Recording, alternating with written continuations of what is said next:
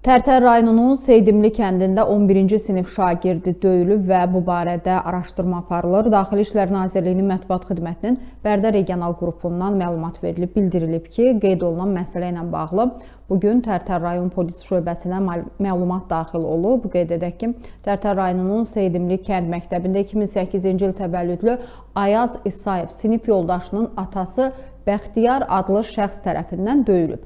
İlkin məlumata əsasən İsayev bir müddət əvvəl sinif yoldaşı ilə mübahisə edib və aralarında dava olub. Daha sonra şagirdlər dərsdə olarkən həmin şəxsin məktəbə gələrək sinif otağına daxil olduğu və Ayaz İsayeva yumruqla xəsarət yetirdiyi bildirilib. Zərbənin nəticəsində İsayevin burnu qırılıb, o Bərdə rayon mərkəzi xəstəxanasına aparılıb. Faktlarla bağlı tərəflərin izahatları alınıb, müvafiq ekspertiza təyin edilib. Hazırda rayon polis şöbəsinin təhqiqat bölməsində araşdırma davam etdirilir.